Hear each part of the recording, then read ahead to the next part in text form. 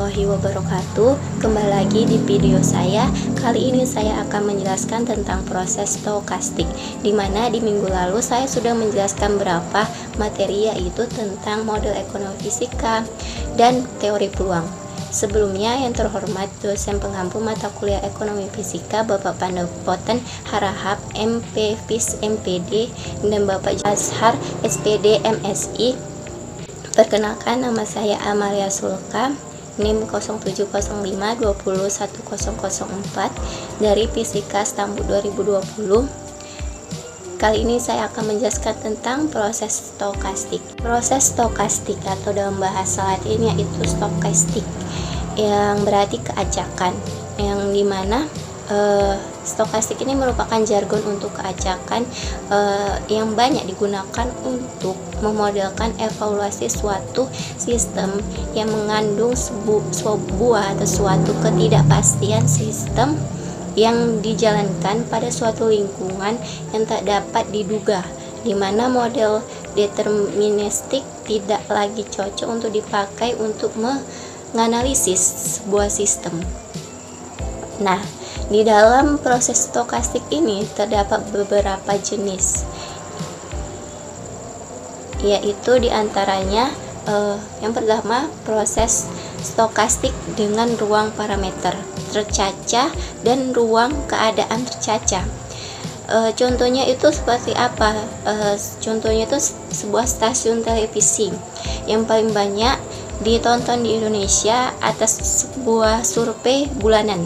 Nah, ruang parameter tercacah dan ruang keadaan tercacah, di mana stasiun televisi ini yaitu yang paling banyak ditonton merupakan parameternya, dan ruang tercacahnya yaitu berdasarkan survei masyarakat Indonesia yang menonton stasiun televisi tersebut. Yang kedua yaitu ada proses stokastik dengan ruang parameter malar dan ruang keadaan tercacah. Contohnya bagaimana? Contohnya itu seperti banyaknya kertas fotokopi yang dibutuhkan suatu kantor dalam selang waktu tertentu. Nah, ruang parameter malar itu banyaknya kertas fotokopi yang dibutuhkan, sedangkan ruang keadaan tercacahnya itu selang waktunya tertentu. Yang ketiga yaitu proses stokastik dengan ruang parameter tercacah dan ruang keadaan malar. Contohnya itu apa? Seperti volume air di suatu bendungan yang diteliti tiap pukul 7 pagi.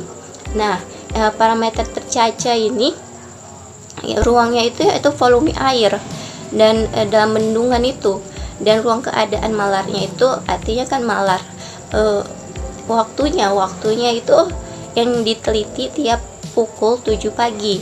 Dan yang keempat itu yaitu proses stokastik dengan ruang parameter malar dan ruang keadaan malar. Ini parameternya malar dan ruang keadaannya juga malar. Contohnya itu apa? Seperti volume air di suatu bendungan yang diteliti pada waktu T sembarang. Nah, kalau yang contoh ketiga tadi waktunya itu setiap pukul 7 pagi. Nah, ini dia waktunya sembarang, artinya bisa kapanpun dilakukan untuk menghitung volume air dalam bendungan tersebut. Selanjutnya, berdasarkan kaitan antara peubah-peubah acak yang membentuknya proses stokastik dibagi menjadi dua, yaitu proses Martingale dan proses Markov. Yang pertama saya bahas yaitu tentang proses Martingale, di mana proses Martingale itu artinya merujuk pada suatu siasat berubah yang mansur, di mana kata Martingale ini berasal dari bahasa Prancis pada abad ke-18 yang artinya sebuah desain siasat taruhan untuk mendapatkan uang secara pasti atau kemenangan.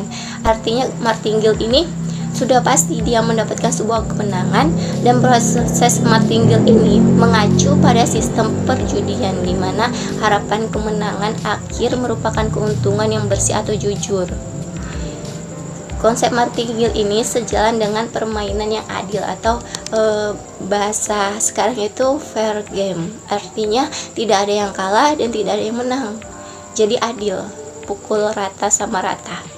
Nah, di mana di martingale ini terdapat berapa bagian lagi, yaitu submartingale dan supermartingale.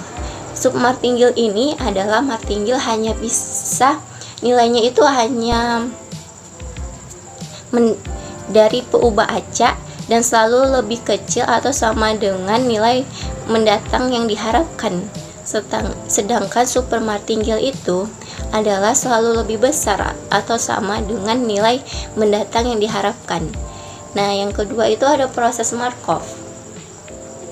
Setelah mengetahui apa itu proses martingale dalam proses stokastik, selanjutnya kita akan memasuki yaitu proses Markov, di mana proses Markov itu adalah sebuah proses stokastik yang menyatakan bahwa peluang keadaan dari proses pada waktu mendatang tidak dipengaruhi oleh keadaan pada waktu-waktu lampau. Artinya apa? Proses waktu mendatang itu artinya nggak ada sangkut pautnya sama masa lalu, tetapi hanya kejadian yang langsung mendahulunya. Atau dengan kata lain, proses Markov pada proses stokastik ini merupakan proses di mana masa depan tidak tergantung atau tidak berpangku tangan pada masa lalu, tetapi tergantung pada keadaan sekarang. Artinya dianya nggak ada sangkut pautnya nih sama masa lalu atau masa lampau. Dia itu fokus aja pada masa atau keadaan yang sekarang tanpa ada sangkut pautnya di masa lampau. Demikianlah penjelasan saya mengenai proses stokastik. Apabila ada kekurangan maupun kesalahan kata, mohon dimaafkan.